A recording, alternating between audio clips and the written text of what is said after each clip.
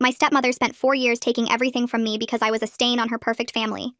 I made her realize that she picked the wrong target. If you need something, you figure it out yourself. Don't come to me. Don't come to your father. My daughter Candy still needs us, but you're old enough to handle your own problems, my stepmother Selma said on her first night in my house. My mom's body was barely cold, and my dad had already remarried and moved this woman and her daughter into our home. Now his new wife was calling a family meeting and telling me I was on my own, which really just meant Candy gets everything and I get nothing. I looked at Selma sitting there like she belonged here, and I wanted to scream. We're both 14, I said. Selma's face changed into something soft and patient, like she was explaining something to a slow child. Honey, you've been through so much already. Losing your mother, grieving, and look at you. Handling it beautifully. Candy doesn't know the first thing about that kind of pain.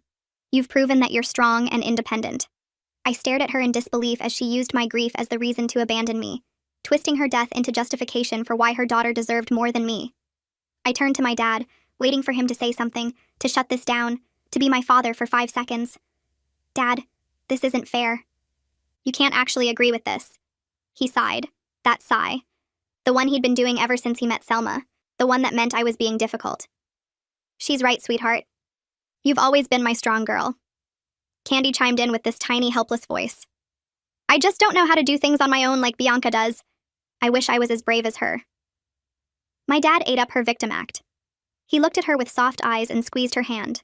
I wanted to fight and kick them out, but Dad had already chosen. If I pushed harder, I wouldn't just lose the argument. I'd lose him completely. So I backed down. But Selma doesn't know what my mom left me. And when I turn 18, they're going to find out exactly what that is, and they're not going to like it. I went to bed that night feeling like a stranger in my own house. I lay in my room staring at the lavender walls my mom and I painted together and tried to convince myself that things would get better. That my dad would wake up and realize what he was doing. That Selma would ease up once she settled in. That Candy would stop being so insufferable once she got comfortable. I was wrong about all of it. 2 weeks after that family meeting, I came home from school and heard voices coming from upstairs, laughing. I dropped my backpack by the door and followed the sound to my bedroom, where I found Candy standing in the middle of my room, holding a measuring tape while Selma pointed at different walls, talking about where to put a mirror and where the dance bar would go. All my stuff was in boxes in the hallway. My posters, my books, my bedding, the fairy lights my mom and I strung up together, everything just shoved into cardboard and tossed outside like garbage. What are you doing? I asked from the doorway. Selma turned around with this innocent smile. Oh good, you're home. We're getting Candy's room set up. She needs space for her dance equipment, and your room is the second biggest, so it just makes sense. She said it so casually. The same way she'd tell me dinner was ready. The same way she'd ask me to pass the salt. She wasn't standing in the middle of my mother's memory asking me to be okay with it. She was telling me it was already done. This is my room, I said. My voice came out shaky, and I hated myself for it. Your room is down the hall now. We already moved your things. You're all set up. No. Selma blinked. Excuse me? I said no. This is my room. My mom and I made it together. We painted these walls.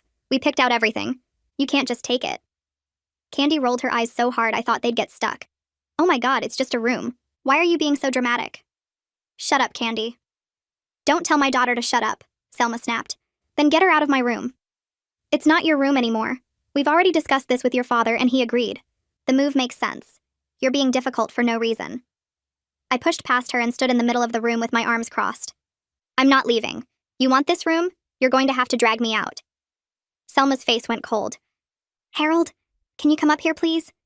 A few minutes later, my dad appeared in the doorway looking tired. He saw me standing there, saw the boxes in the hallway, and I watched him do the math in his head. Stand up for his daughter or keep his new wife happy. He chose wrong. Bianca, come on, don't do this. Dad, they're taking my room. The room Mom and I made together. You were there when we painted it. You helped us hang the lights. How can you let them just take it? He sighed. Honey, it's just a room. Candy needs the space for her activities. You'll be fine in the smaller one. Just a room? Mom and I spent an entire weekend on these walls. She let me pick everything. The color, the curtains, all of it. This is the only place in the house that still feels like her. My voice cracked and I hated it. I didn't want to cry in front of them. Your mother wouldn't want you clinging to a room. She'd want you to move forward. Don't tell me what Mom would want. You don't get to do that. Selma stepped forward with that patient, condescending smile. Bianca, I understand this is emotional for you, but we're trying to build a family here. That means making adjustments. Candy needs this room. You're strong enough to handle the change. We all know that. There it was again. Strong, independent, mature. All the words they used to justify giving me nothing. I looked at my dad one more time, begging him with my eyes to be my father for just 5 seconds. To remember who I was before Selma. To choose me just once. He put his hand on my shoulder. Come on, sweetheart. Let's get you settled in the other room. It's not so bad. We can paint it whatever color you want. I shrugged his hand off. I don't want another room. I want mine. But he was already walking toward the door, already done with this conversation, already checking out the way he always did when things got hard. I grabbed as many boxes as I could carry and hauled them down the hall to the smaller bedroom. White walls, no memories, half the size. I dropped the boxes on the floor and slammed the door so hard the whole house shook. Then I sat on the bare mattress and cried until my chest hurt. I didn't unpack for 2 weeks. I lived out of boxes because unpacking felt the same as giving up. The same as admitting they'd won. Every night I'd lie there staring at blank walls and think about my mom. She'd let me stay home from school the day we painted my old room. She'd gotten lavender paint on her nose and didn't notice for an hour, and I refused to tell her because she looked so silly. I still remember her saying that room would always be my safe place.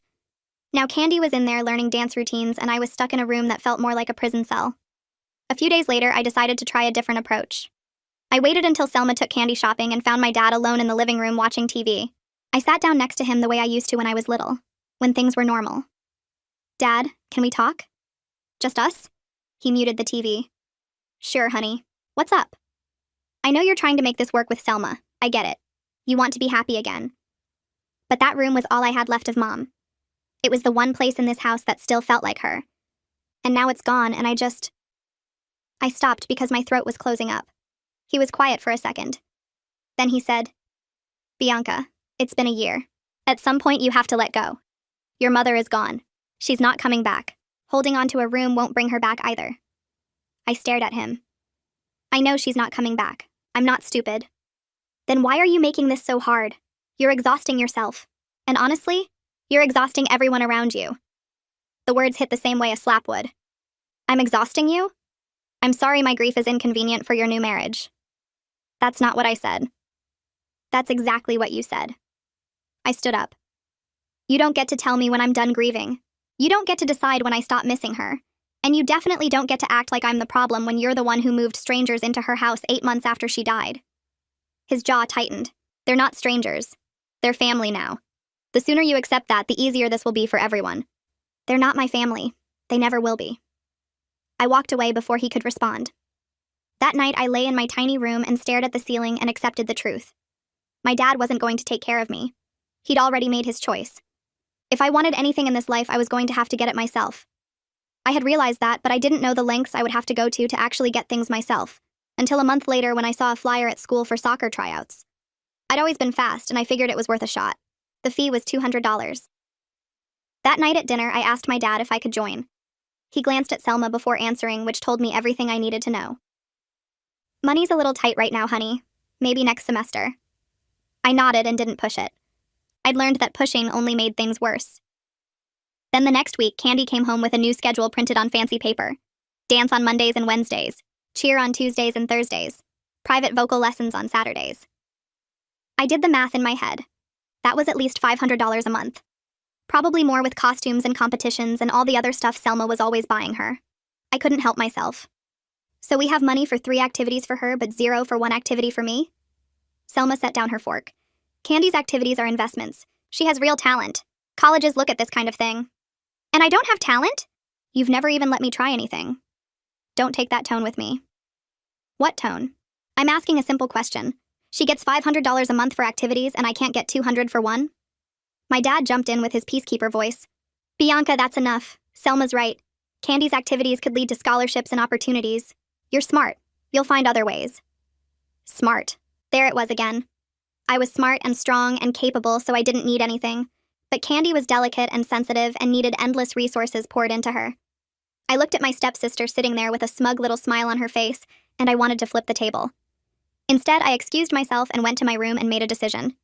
If they weren't going to give me anything, then I'd get it myself. I started asking around the neighborhood for odd jobs, babysitting for the couple down the street, walking dogs for the retired couple on the corner, mowing lawns, pulling weeds, whatever paid cash. I told everyone I was saving for college. Nobody questioned it. I hid the money in a box under a loose floorboard in my closet because I didn't trust anyone in that house. If Selma or Candy knew I had cash, they'd find a way to take it, or guilt me into spending it on family expenses. So I kept it secret, my own little safety net that nobody could touch. By the next soccer season, I had more than enough saved. I went to the athletics office and signed up. When they handed me the permission slip, I stared at the line where a parent was supposed to sign. I thought about asking my dad and immediately knew he'd say no. Selma would make sure of it. So I practiced his signature a few times on scrap paper and then wrote it on the form. It felt wrong, but also right. I was taking something back. I made the team.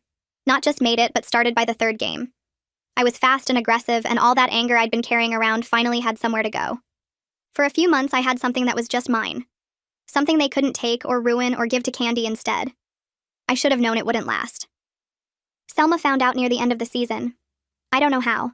Maybe she saw something in my bag or heard another parent mention it. She was waiting for me when I got home from practice one night, holding the permission slip I'd hidden in my desk. "You forged your father's signature." I didn't react, just stood there. "You've been sneaking around behind our backs for months, playing on some team without permission." "I got a fee waiver," I said. The lie came out smooth. "The school has a program for students who can't afford the registration. I just needed a signature, and I knew Dad would say no." It wasn't true, but it sounded true. Believable enough that Selma couldn't prove otherwise, but she didn't care about the money anyway. "You still forged his signature. You lied. You've been deceiving this entire family." "I wanted to play soccer, that's it." "Behind our backs, without permission. Harold, get in here." My dad came in and Selma showed him the signature. His face went dark. "You forged my name?" "You would have said no. You say no to everything I ask for. So you lie? You forge documents? This is who you are now?" "I got a fee waiver from school. I didn't take anything from anyone. I just wanted to play." "Don't try to justify this. You committed forgery. It's a permission slip for a high school soccer team, not a federal document. Don't get smart with me." He was angrier than I'd seen him in years. Angrier than he ever got at Selma or Candy. All that rage he'd been swallowing to keep his new wife happy was finally coming out, and of course it was directed at me. "You're grounded for a month. No phone, no TV, and you're quitting that team. The season's almost over. We're in the playoffs. I'm the starting forward." "Should have thought about that before you lied," Selma said smugly. I felt the injustice of it burning in my chest. "I didn't steal anything. I didn't ask you for money. I found a way to do it myself." "Isn't that what you wanted? Isn't that what you've been telling me since Selma moved in? Figure it out yourself, Bianca. You're strong, Bianca. You don't need us, Bianca." My dad's face twisted. "Why can't you just be easy? Just once? Candy's parents are divorced and you don't see her acting out like this. She's adjusting. She's trying. What's your excuse?" The comparison knocked the wind out of me. Candy, who'd never worked for anything in her life. Candy, who got everything handed to her on a silver platter. Candy, whose biggest hardship was her parents splitting up instead of one of them dying. That was his standard for good behavior. "My excuse," I said slowly, "is that I'm living in my dead mother's house watching strangers take everything she built. That's my excuse." Something flickered across his face. Guilt, maybe. But then it hardened into something else. "I lost her too, Bianca. You're not the only one grieving. But I'm trying to build something new. I'm trying to be happy again. And you're standing in the way of that. Every single day you make it harder. He might as well have stabbed me. I'm standing in the way of your happiness." "That's not what I—" "No, that's exactly what you said. Your daughter is an obstacle to your happiness. Good to know." I walked past him and went to my room and didn't come out for the rest of the night. I could hear them downstairs talking about me. Selma's voice carrying up through the floor. "She needs professional help, Harold. This behavior isn't normal." And my dad, quiet, agreeable, spineless. "Maybe you're right. I'll look into it." After that, Selma started telling everyone I was troubled, difficult, acting out. She said it to my dad's family at holidays, said it to neighbors when they asked about the blended family, even said it to my teachers at parent conferences. "We're really struggling with Bianca. She's having a hard time adjusting." She was building a narrative where she was the patient stepmother trying her best, and I was the problem child making everyone's life difficult. And the worst part was people believed her. Meanwhile, Candy leaned into the contrast, started performing perfect daughter whenever anyone was watching. "Thank you so much, Mom. This dinner is amazing, Mom. I love you, Mom." She'd hug my dad for no reason and call him the best stepdad ever, and look at me while she did it with this little smirk that said, "I'm winning." I saw the game clearly now. Candy wasn't just benefiting from favoritism. She was actively playing to keep it going. Every sweet comment and grateful smile was calculated to make her look good and make me look worse. Things stayed bad for a while, and then they got worse. I came downstairs one Saturday morning and found Candy in the kitchen eating cereal and wearing my mother's necklace. It had a small diamond pendant, and was the one my mom wore every single day for as long as I could remember. I stopped in the doorway. Candy looked up and smiled. "Morning." I couldn't speak. I was staring at my mother's necklace resting against my stepsister's collarbones as if it belonged there. "Where did you get that?" I asked. My voice sounded strange, far away. "This? Your mom's jewelry box. Mom said I could borrow whatever I wanted." She said it so casually, the same way she'd talk about borrowing a sweater, not wearing the most precious thing my mother ever owned. I moved before I could think. Crossed the kitchen in 3 steps, grabbed the necklace and ripped it off her neck. The clasp broke and Candy screamed as if I'd stabbed her. "What the hell, you psycho?" I was shaking, holding the broken necklace in my fist and shaking so hard I could barely stand. "This is my mother's. My dead mother's. She wore this every day of her life. It was just sitting in a box. Mom said, Selma had no right. This isn't hers to give away." Selma came running in from the living room. "What is going on?" She saw Candy rubbing her neck and me holding the necklace, and her face went hard. "Bianca, what did you do?" "What did I do? Your daughter is wearing my mother's jewelry. You told her she could just take whatever she wanted from my mom's things?" "Everything in this house belongs to the family now. Your mother isn't here anymore, and those things were just sitting there collecting dust." "Collecting dust? Collecting dust?" I was screaming now. I couldn't stop. "She's been dead for a year, and you're already pawning off her jewelry to your daughter like it's nothing?" "I didn't pawn anything. Candy borrowed a necklace. You're being hysterical." "I'm being hysterical because you're erasing her.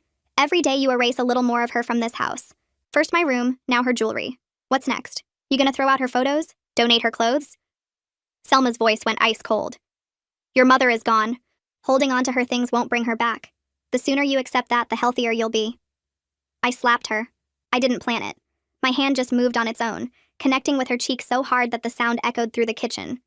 Selma's head snapped to the side, and when she looked back at me, there was a red mark blooming on her face and pure hatred in her eyes. Candy was screaming again. "Dad! Dad!"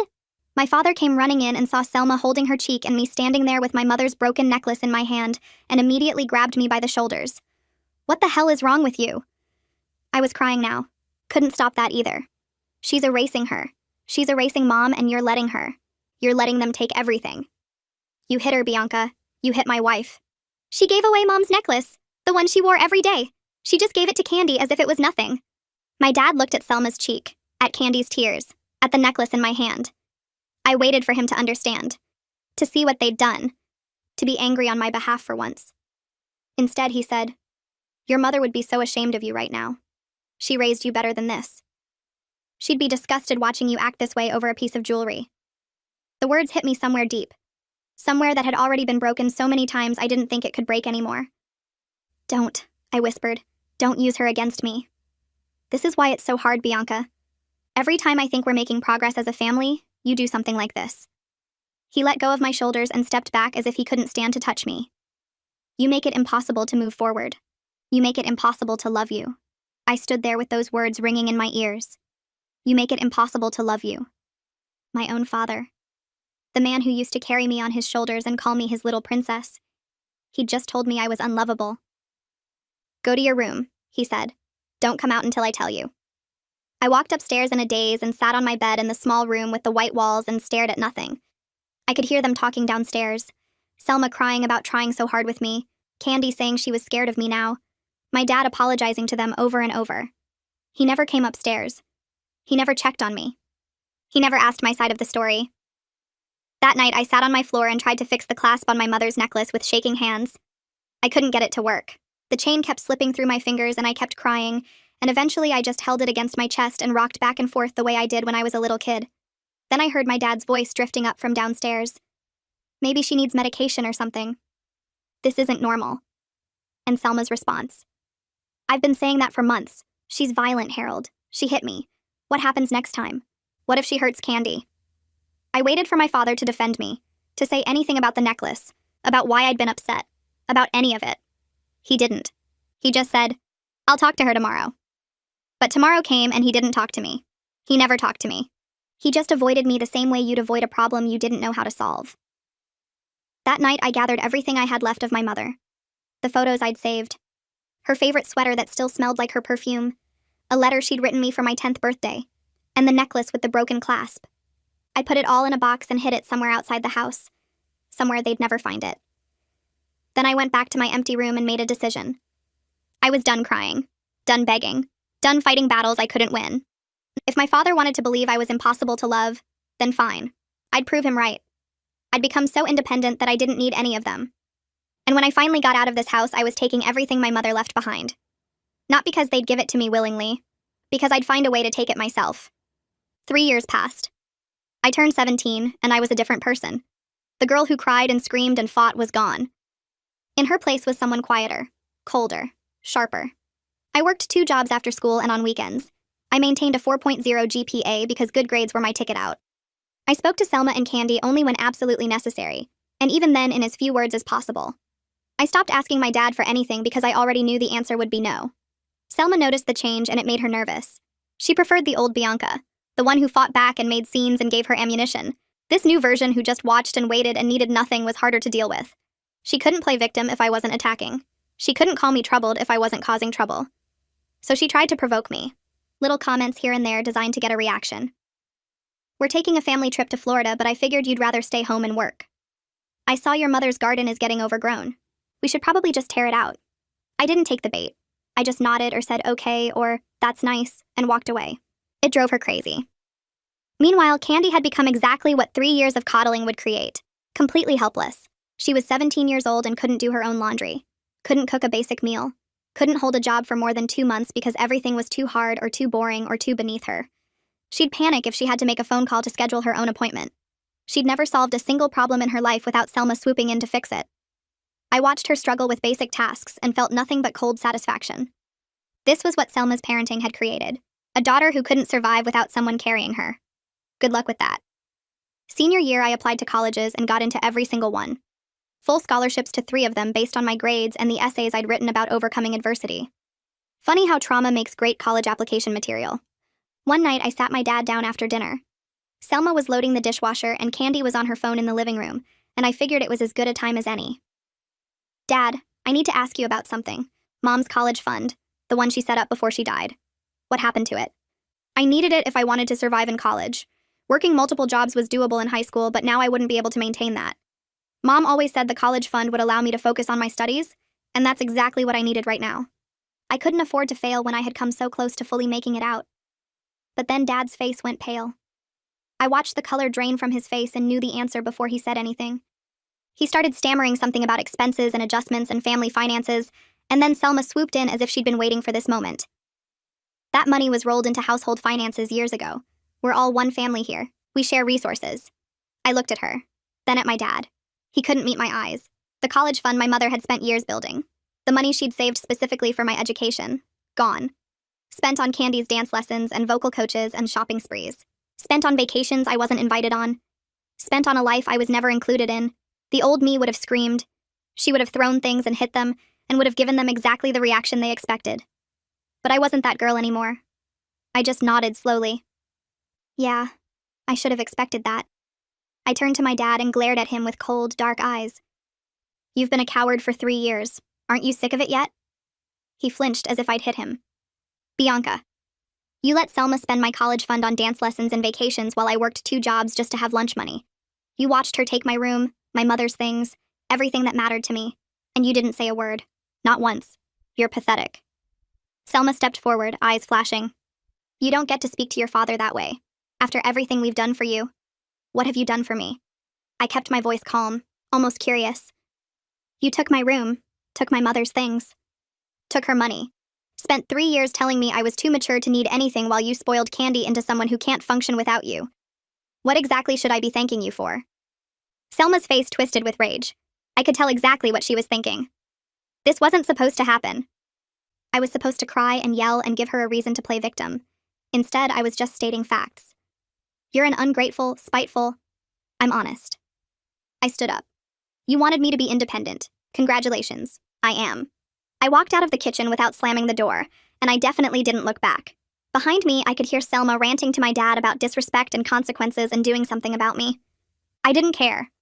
They'd taken everything they could take. You want to know the worst part? It's not the room. It's not the necklace. It's not even the college fund. It's that my father watched all of it happen and convinced himself he was being a good dad. You've always been my strong girl. That's what he said. Like strength was something I chose and not something I was forced into because he refused to protect me. But here's the thing about being forced to be strong. You actually become strong. And here's what Selma doesn't know. My mother saw this coming. She knew exactly who my father was. She knew exactly what would happen after she died.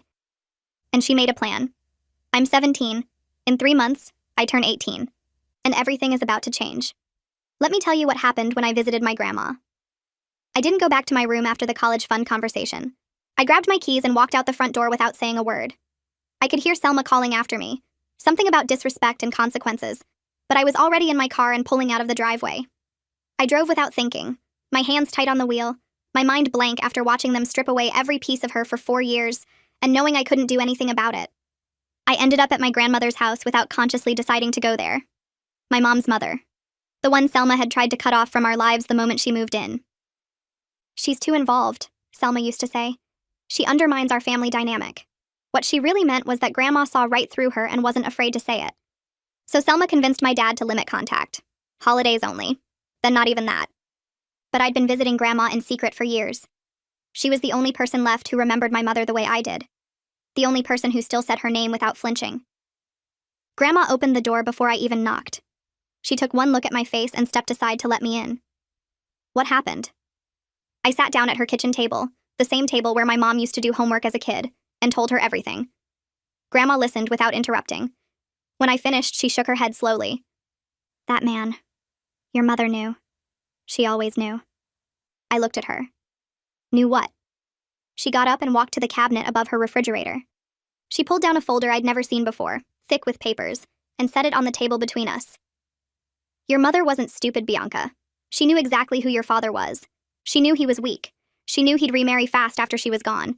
And she knew whoever came next would try to take everything she'd built. She sat down across from me. So she made a plan. I stared at the folder. What kind of plan? She opened it and spread the papers out. Deeds, bank statements, legal documents with my mother's signature at the bottom. The college fund was joint. Your mother and Harold managed it together. After she died, he had full access. What he did wasn't illegal. It was just... She paused, searching for the word. Cowardly. That money is gone. There's no getting it back. I felt nauseous. I'd expected that, but hearing it confirmed still hurt. But, Grandma continued, your mother knew something like this might happen, so she protected what she could. She pulled out a document and slid it toward me. The house, Bianca. She put it in your name before she died. I looked at the paper. Looked at my name typed in official font next to words like sole owner and transfer of deed. Looked back at Grandma. What? The house is yours. Has been since your mother passed. Your father has been living there this whole time, either thinking it belongs to him or knowing it doesn't, and hoping you'd never find out. Either way, he has no claim. When you turn 18, you have full legal control. You can let him stay. You can charge rent. You can sell it. You can kick him out. It's yours. I couldn't breathe. The house. My mother's house. The walls I grew up in. The rooms they took from me. The space Selma had been redecorating and claiming as her own for 4 years. It was mine. It had always been mine. There's more, Grandma said. She pulled out another set of papers. Bank statements. An account I'd never seen before. Your mother set up a separate account in your name only. Money your father couldn't touch. It's been sitting there for 4 years, untouched, waiting for you. I looked at the balance. $62,000. Not a fortune, but enough. Enough to start a life without needing anything from them. They stole what they could access, she said quietly. They've been living in what they couldn't steal. And they never knew about what your mother actually protected. I sat there staring at those numbers, those documents, my mother's handwriting on forms she'd filled out years ago, knowing exactly what would happen after she was gone. She saw it coming. All of it. She knew my dad would fail me. Knew someone like Selma would swoop in. Knew I'd need a way out. And she gave me one. Grandma reached across the table and took my hand. Do you understand what this means? I nodded slowly. In 3 months, when I turn 18, I own the house they've been treating like theirs. I own the walls Candy's dance trophies hang on. I own the rooms they moved me out of. Everything Selma has been claiming belongs to her actually belongs to me. What are you going to do? She asked. I thought about the last 4 years. The family meeting where Selma told me I was on my own. The room they took. The necklace they gave away. The college fund they spent. My dad telling me I was impossible to love. All of it. Every moment. Every betrayal. Every time I was told to be strong because they didn't want to take care of me. I looked at my grandmother. I'm going to take back everything they think is theirs. I drove home that night with the folder hidden in my trunk. Walked into the house like nothing had happened. Selma was in the kitchen cleaning up from dinner, shooting me a look as I passed. Nice of you to come back. We need to talk. About your behavior earlier. I didn't stop walking. I'm tired. We can talk tomorrow. Excuse me? You don't get to just walk away from... Good night, Selma. I went upstairs and closed my door and sat on my bed with my heart pounding. 3 months. I just had to survive 3 months. I could do that. I'd been surviving this house for 4 years. 3 more months was nothing. A few hours later, there was a knock on my door. My dad's voice hesitant. Bianca? Can we talk? I opened the door and leaned against the frame. I refused to let him in. What? He looked uncomfortable. Guilty. I was glad. I know you're upset about the college fund. I wanted to explain. There's nothing to explain. You spent it. It's gone. I already figured out how to pay for college myself. He blinked. You did? Scholarships. I got a full ride to 3 different schools. I don't need your money. I watched the relief wash over his face and felt sick. He wasn't relieved that I'd found a solution. He was relieved that he didn't have to feel guilty anymore, that I'd let him off the hook. That's wonderful, honey. I knew you'd figure it out. You've always been so strong, independent, capable. I know. You've told me. I started to close the door. He put his hand out to stop it. Bianca, I know things have been hard. I know the transition hasn't been easy, but I'm trying. We're all trying. Can't you meet us halfway? I looked at him. This man who used to be my father, who used to read me bedtime stories and protect me from the monsters under my bed. But now he had failed to protect me from the monster sleeping on his bed. You told me I was impossible to love, I said. 3 years ago in the kitchen after the necklace. You told me I made it impossible to love me. Do you remember that? He went pale. I was upset. I didn't mean... You meant it. And you know what? You were right. I am impossible to love. For you. Because loving me would require you to stand up to Selma, and you're not capable of that. So I stopped needing your love. I stopped needing anything from you. That's what you wanted, right? That's what you've been telling me since the day she moved in. Figure it out yourself, Bianca. Be strong, Bianca. You don't need us, Bianca. I tilted my head. Well, congratulations. I don't.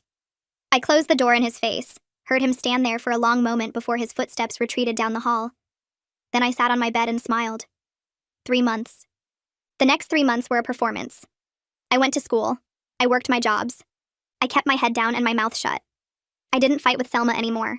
Didn't react when she made her little comments. Didn't flinch when my dad took her side. I just waited. Counted the days on a calendar I kept hidden in my closet, crossing off each one with a red pen like a prisoner marking time until release. Candy noticed the change too, and she didn't like it. The old Bianca was predictable. Easy to provoke, fun to torture. This new version who barely acknowledged her existence was unsettling, so she escalated. She started with small things like using my shampoo until the bottle was empty and leaving it in the shower for me to find. Eating food I'd bought with my own money and shrugging when I mentioned it. I didn't see your name on it. Unplugging my phone charger at night so I'd wake up with a dead battery. Petty stuff. Annoying, but manageable. I didn't react. Just bought a lock for my door and kept my important things hidden. Then she got bolder. I came home from school to find my work uniform had coffee spilled all over it. Oops, Candy said from the couch, not even looking up from her phone. Accident. I had to wear a stained shirt to my shift because I didn't have time to wash it. My manager gave me a warning. I still didn't react. Just noted it. Filed it away. Added it to the list of things I'd remember when the time came. One morning I opened the fridge to grab the lunch I'd meal prepped the night before and found an empty container. I walked into the living room where Candy was sprawled on the couch scrolling through Instagram. You ate my food? She didn't look up. There was nothing else. There's an entire fridge full of food your mom bought. I didn't want that stuff. I stared at her. 17 years old. Never worked for anything in her life. Never been told no. Never had to solve a single problem without her mother swooping in to fix it. And here she was, eating food I'd paid for with money I'd earned at jobs I worked while she sat on her ass and scrolled through pictures of influencers. Something slipped out. Not anger, just an observation.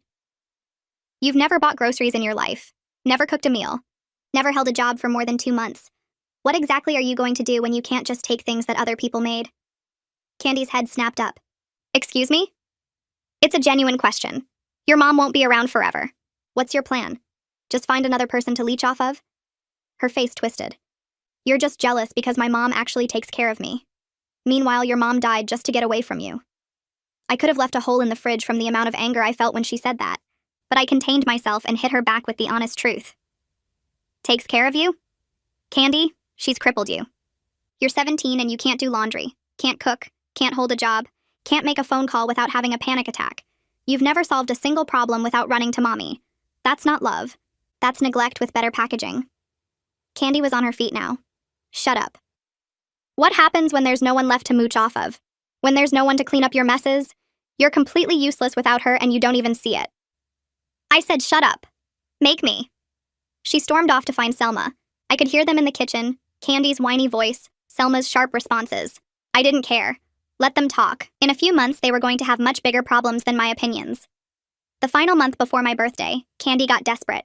She'd turn off the hot water while I was in the shower, throw away my mail and claim it was an accident. Tell Selma I'd called her a bad mother, which I hadn't, but it wasn't a lie either. Selma believed Candy. Selma always believed Candy. One night I was walking to my room and Candy stepped into the hallway to block my path with her arms crossed and her usual smug smile.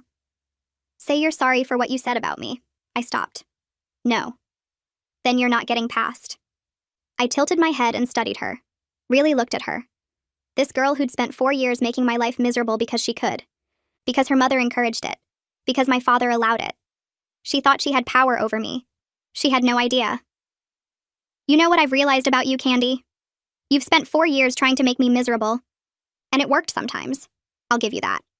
But at the end of all of it, I have a job. I have savings. I have a plan. I have a future. What do you have? Her jaw tightened. I have a family that actually loves me. You have a mother who did everything for you so you'd never learn to do anything for yourself. The second she can't carry you anymore, you're going to collapse.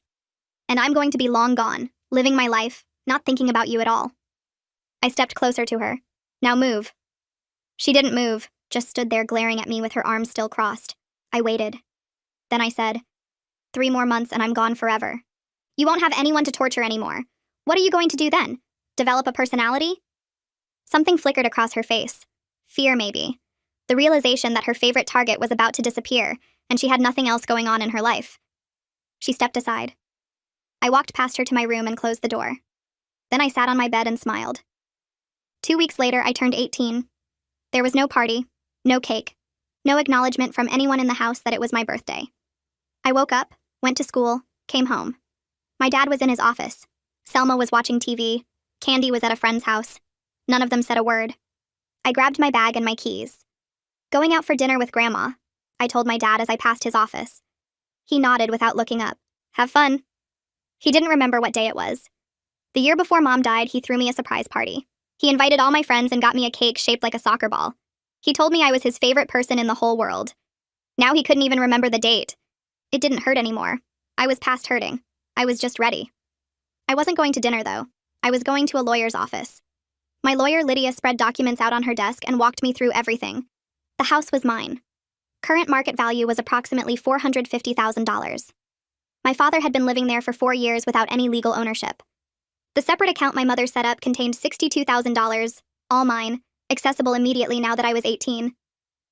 What are your options? Lydia asked. You can let them stay, you can charge rent, you can sell the property. Or you can evict them. It's your house, your decision. I didn't hesitate. I want them out. Lydia nodded and made a note. I'll draft a formal notice to vacate. Once served, they'll have 30 days to leave the property. You can mail it, use a process server, or deliver it yourself. I thought about it. Thought about Selma's face when she realized what was happening. Thought about my dad's guilt. Thought about Candy's confusion. I wanted to see all of it. I'll deliver it myself. 3 days later. I waited until everyone was home. It was a normal evening. Selma was in the kitchen making dinner. Candy was on the couch with her phone. My dad was in his office pretending to work. The house smelled like garlic and onions. The TV was playing some reality show Candy liked. Everything was normal. No one knew that everything was about to change. I need everyone in the living room. Now. Selma's frown deepened. Excuse me? Family meeting. I sat down in the armchair. Selma followed me, irritated, and called for my dad. He came out of his office looking confused. Candy didn't move from the couch, but she put her phone down, curious. They gathered around me the same way they had 4 years ago when Selma called her first family meeting. When she'd told me I was on my own. When she'd set the rules that would define the next 4 years of my life. Now it was my turn. "What's this about?" my dad asked. "The house," I said. Selma rolled her eyes. "What about the house?" I reached into my bag and pulled out the envelope, set it on the coffee table between us. "This is a formal notice to vacate. You have 30 days to leave." Silence. Complete silence. I watched their faces cycle through confusion, disbelief, and something else. Something that looked like the beginning of fear. My dad laughed nervously. "What are you talking about?" I looked at him, held his gaze. "The house. This house. It's mine. Mom left it to me before she died. It's been in my name for 4 years. You've been living in my house this whole time." I paused. "That ends now." Selma's face went through about 5 different emotions in 3 seconds. Confusion, disbelief, anger, fear, and then something hard and cold. "That's ridiculous. Harold, tell her that's ridiculous." But Dad wasn't saying anything. He'd gone pale, white as a sheet. He was staring at me with his mouth slightly open, and I knew. I'd always suspected, but now I knew for sure. "You knew," I said to him. "Didn't you, Dad?" "You knew this whole time." He couldn't meet my eyes, couldn't look at me, couldn't look at Selma, just sat there frozen like a kid caught stealing. Selma's head snapped toward him. "Harold, what is she talking about?" He didn't answer. The room went very still. I leaned back in the armchair, crossed my legs, and let them sit in the silence for a moment. Then I smiled. "So, let's talk about what happens next." Selma recovered first. She always did. "This is insane. You can't just forge some documents and pretend you own a house. Harold, tell her. Tell her this is ridiculous." But Dad still wasn't talking. He was staring at the envelope on the coffee table like it was a bomb about to go off. Selma's voice went sharp. "Harold, say something." He opened his mouth, closed it, opened it again. Nothing came out. I watched Selma's face as the realization hit her. 4 years of marriage, 4 years of redecorating this house, hosting dinner parties, calling it her home, building a life in these walls. All of it in a house her husband knew wasn't theirs. She'd been stealing from me for 4 years, but she'd also been played by the man sitting next to her who was too much of a coward to tell her the truth. "You knew," she said to him. Her voice was quiet now, dangerous. "This whole time, you knew." "It was complicated," he managed. "Complicated? Complicated?" She was on her feet now. "You let me move my daughter into this house. You let me spend money on renovations. You let me plan a future here. And you knew it wasn't even yours?" I thought maybe she'd never find out. I thought maybe when she turned 18, she'd just let us stay. "You thought?" Selma's voice cracked. "You gambled our entire life on your daughter being too stupid to figure out the truth?" I almost laughed, but I kept my face neutral. Let them tear into each other. It was more satisfying than anything I could have said. Candy was looking between everyone, completely lost. "Wait, can someone please explain what's happening? What do you mean the house is hers? That doesn't make any sense." "It makes perfect sense," I said. Mom knew exactly who Dad was. She knew he'd remarry fast, and whoever came next would try to take everything she built. So she protected what she could. The house went into my name before she died. Your mom has been redecorating my property for 4 years. Candy's face went pale. But where are we supposed to go? That's not my problem. You can't just kick us out. This is our home. No, it's my home. You've been guests. Very rude, very ungrateful guests who ate my food and stole my room and made my life miserable for 4 years. And now your invitation has been revoked. Candy turned to my dad. "Dad, do something. You can't let her do this." He flinched at the word dad coming from her mouth. He looked at me, then at Selma before landing on the floor. I don't know what to do." "Of course you don't," Selma spat. "You never know what to do. You just sit there and let everyone else clean up your messes. That's all you've ever done." Their marriage was cracking right in front of me. Good. Let it crack. Let it shatter into a million pieces. I stood up. "You have 30 days. I suggest you start packing." I walked upstairs to my room and closed the door. Behind me, I could hear Selma screaming at my dad, Candy crying, the whole house falling apart. I lay on my bed and stared at the ceiling and smiled. The next 2 weeks were entertaining. Selma cycled through every tactic she had, starting with manipulation. She caught me in the kitchen the morning after the family meeting. Her whole demeanor transformed. Soft, reasonable, gentle. "Bianca, I know we've had our differences. I know things haven't always been easy between us. But we're family. Surely we can work something out. I poured myself a glass of water. We're not family. We never were. I've tried so hard with you. I really have. Maybe I made mistakes, but my heart was in the right place. Can't you see that? I looked at her, studied her face. The carefully constructed expression of concern. The tears forming in her eyes on command. She was good. I'd give her that. What exactly did you try, Selma? Taking my room? Giving away my mother's jewelry? Spending my college fund on dance lessons for your daughter? Which part of that was your heart being in the right place? Her mask slipped for just a second, frustration flickering behind her eyes. Then it was back. The wounded stepmother routine. I was trying to build a family. I was trying to help you move on from your grief. Everything I did was for this family. You don't have a family here anymore. You have 30 days. 29 now, actually. I walked past her and went to school. She tried the legal route next. Came home a few days later with a folder full of papers and a new attitude. Confident. Smug. The old Selma I knew and hated. I spoke to a lawyer today. We're contesting the deed. There are ways to challenge these things. Undue influence, mental incapacity, improper execution. You'll be hearing from our attorney. I didn't react. Good luck with that. You think you're so smart. You think you've won. But you're 18 years old, and you have no idea how the real world works. This isn't over. I shrugged and went to my room. 3 days later, I heard her on the phone in the kitchen, her voice tight and strained. What do you mean there's nothing you can do? She was 14 when the transfer happened. There has to be something. I don't care what the documents say. Find a way to challenge them. What do you mean it's airtight? She hung up and threw her phone across the counter. The lawyer had reviewed everything. My mother used one of the best estate attorneys in the state. Every document was perfect. Every signature verified. Every legal requirement met. There was nothing to contest. Selma fired that lawyer and found another one. A fighter someone had recommended. She paid him a retainer with money they didn't really have and waited for good news. The good news never came. Same answer. The deed was valid. The transfer was legal. There was nothing to challenge. I heard her screaming at him over the phone. Heard her crying in the master bedroom afterward. I didn't feel bad. Not even a little. When the legal tactics failed, Selma went external. If she couldn't beat me in court, she'd beat me in the court of public opinion. She started calling my dad's family, his sister, his brother, his cousins, everyone she could think of. I know exactly what she told them because they started calling me. My dad's sister first. Honey, I heard what's happening. This isn't right. You can't throw your own father out on the street, after everything he's done for you. I almost laughed. What has he done for me? Name one thing. He raised you. He provided for you. He let his wife take my room, give away my mother's things, and spend my college fund. He told me I was impossible to love. He watched Selma treat me like garbage for 4 years and never said a word. Is that what you mean by providing for me? Silence on the other end. I. I didn't know about any of that. No one asked. Everyone just assumed Selma's version was true. The patient stepmother, the troubled stepdaughter. But here's the reality. They stole everything they could get their hands on, and now they're facing consequences. That's it. That's the whole story.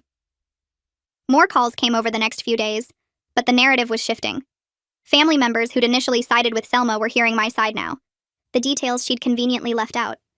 4 years of being told I was too mature to need anything while Candy got everything handed to her. My dad's aunt called, the one who'd been close with my mom. She said she always wondered what happened to the house. Said she was proud of me for standing up for myself. Said my mother would be proud too. I cried after that call, but only in my room, never where anyone in the house could see. By week 2, Selma's support network had collapsed.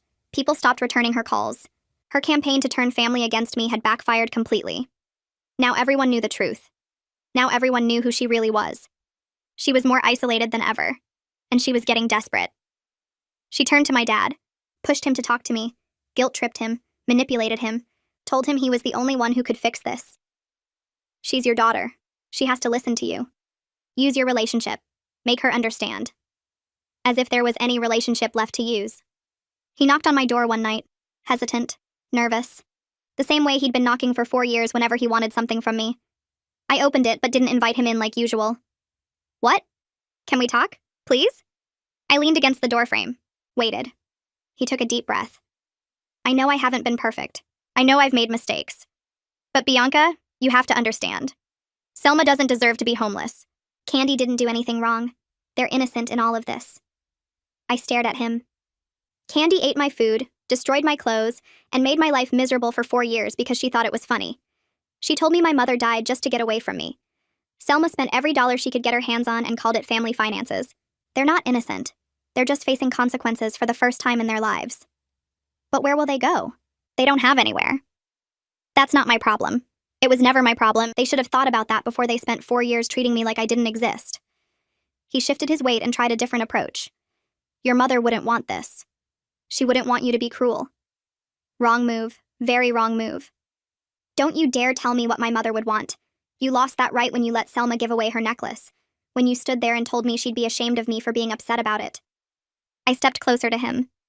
You know what I think? I think Mom saw exactly who you were. I think she knew you'd fail me the second she was gone. That's why she put the house in my name. She was protecting me from you. His face crumpled. That's not fair. None of this is fair. But you're the one who made it this way. Not me. You had 4 years to be my father. 4 years to choose me even once. You didn't. And now you get to live with that choice. I closed the door. That night I heard him and Selma fighting. Really fighting. Screaming at each other in the master bedroom. Her calling him weak and useless and pathetic. Him yelling that none of this would have happened if she hadn't pushed so hard. If she'd just treated me fairly. If she'd just been a decent person. It was too little too late. But it was still satisfying to hear. By the end of the week, he was sleeping in his office. Week 3. Candy finally broke. She'd been holding it together through sheer denial, convinced that somehow this would all work out. That her mother would fix it. That my dad would fix it. That someone would swoop in and save them the way someone always did. But no one was coming. And it was starting to sink in. I found her in her room surrounded by clothes and boxes, completely overwhelmed. She wasn't packing. She was just standing there. Frozen. I don't know what to take, she said when she saw me in the doorway. Her voice was small, defeated. I don't know what to do. When we moved here, Mom handled everything. I just showed up with my suitcase and my room was already set up. I've never had to actually do any of this myself. You put things in boxes, you load the boxes in a car, you drive to a new place. It's not complicated. But where are we even going? We can't afford anything. I shrugged. Sounds like a you problem. This is your fault. You're ruining our lives. I'm taking back what's mine. There's a difference. She started crying. Ugly, heaving sobs.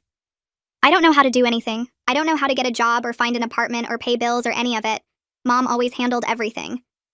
I watched her fall apart and felt nothing but cold satisfaction. This was exactly what I'd predicted. Exactly what I'd warned her about. The second her mother couldn't carry her anymore, she'd collapse. And here she was. Collapsing. A few days later, Candy knocked softly on my door. When I opened the door, her face was puffy from crying, and she looked like she hadn't slept in days. Please, she said. Please, Bianca. I know we haven't been. I know I wasn't always nice to you. But I don't have anywhere to go. My mom doesn't have anywhere to go. Can't you just give us more time? Just a few more weeks to figure things out? Remember when I told you that you'd collapse the second your mom couldn't carry you anymore? I said. This is that moment. Figure it out. I started to close the door. She grabbed it. Please, I'm begging you. I know I was horrible. I know I was awful to you. But I was just a kid. I didn't know any better. You were the same age as me. You knew exactly what you were doing. You just didn't think there would ever be consequences. I pulled the door from her grip. Welcome to consequences. I closed it and locked it. She sobbed out in the hallway, but I didn't open my door again. Day 28 came and Selma still hadn't packed. She'd spent the last 4 weeks cycling through denial and rage and manipulation, convinced that somehow she'd find a way out of this, that somehow she'd win. She was wrong. But she wasn't ready to admit it yet. She planted herself in the living room that morning and announced that she wasn't leaving. This is my home. I've lived here for 4 years. I've put my heart and soul into this place. You'll have to drag me out. That reminded me of me 4 years ago begging them to not take my room away. But I was forced out regardless. And now I had the luxury of doing the same thing to her. I said okay, and walked away. Then I called Lydia from my room and confirmed everything was in order. The sheriff had been notified. If they weren't out by 5 p.m. on day 30, law enforcement would escort them out. 2 more days. I could wait 2 more days. Day 30. I woke up early. I showered, got dressed, and ate breakfast in the kitchen while Selma glared at me from the living room. She still hadn't packed anything. Candy had managed to get some boxes together, but most of her stuff was still scattered around the house. My dad had 1 suitcase by the door. Just 1. He knew it was over. Had known for days. He was just waiting for it to end. At noon, a car pulled into the driveway. It was Sheriff's deputy. I met him at the door, showed him the paperwork, and walked him through everything. He nodded and stepped inside. Selma saw the uniform and her face went white. This is private property. You can't just walk in here. Ma'am, I'm here to enforce a lawful eviction notice. You have until 5 p.m. today to vacate the premises. If you're not gone by then, I'm authorized to remove you. Selma's voice went shrill. I'll call my lawyer. This is illegal. You can't do this. That's your right, ma'am. But the eviction stands. He stepped back outside to wait, giving them the afternoon to get their things together. The next 5 hours were chaos. Selma screaming at my dad to do something. Candy crying while trying to shove clothes into garbage bags because she didn't have enough boxes. My dad silently loading what he could into their car. It was too small for everything. They had to make choices. What to take. What to leave behind. They argued about it constantly. Whose fault this was. Where they were even going to go. A motel, probably. Until they figured something out. They didn't have a plan. They'd never thought they'd need one. 4:45 p.m. The deputy knocked on the door again. 15 minutes, folks. Selma was standing in the foyer surrounded by boxes she hadn't loaded. Her hair was wild. Her makeup was smeared. She looked nothing like the put-together woman who'd walked into this house 4 years ago with her perfect smile and her master plan. She turned to me. You're going to regret this. You're going to end up alone. No one is going to love someone this cold. Maybe, I said. But at least I'll be alone in my own house. 5 p.m. The deputy came back. Selma still hadn't moved. He walked in, polite but firm. Ma'am, it's time to go. I'm not leaving. This is my home. I have rights. Ma'am, the eviction has been legally processed. You need to vacate the premises now. If you refuse, I'll have to remove you. Selma looked around wildly. At my dad, who was already walking out the door with his suitcase. At Candy, who was crying by the car. At me, standing in the living room watching it all happen. Harold! Harold! Do something! But Dad was done. He put his suitcase in the trunk and got in the car without looking back. Selma had no one left. The deputy stepped forward and took her arm. Not roughly, but firmly. Ma'am. Let's go. She went, but not quietly. She yelled about lawyers the whole way out the door. About how this wasn't over. About how I'd pay for this. The deputy walked her to the car and waited while she got in. Candy was already in the back seat, face pressed against the window, mascara running down her cheeks. My dad was in the driver's seat staring straight ahead. Then he got out and walked back toward the house. The deputy tensed, but my dad held up his hands. I just want to say goodbye. He walked up to me and stood there in the doorway looking older than I'd ever seen him. He was broken and lost. Bianca. He trailed off. He didn't know what to say, but I waited. I gave him one last chance to be my father, to apologize, to acknowledge what he'd done, to say something, anything, that might matter. And then it came. I'm sorry, he finally said. For all of it. I'm sorry. Looking at him, I felt nothing. You should be, I said. Goodbye, Dad. He stood there for a moment longer. Then he nodded, turned around, and walked to the car. Then they drove away. The house was all mine now. For the first time in 4 years, I felt like I was home.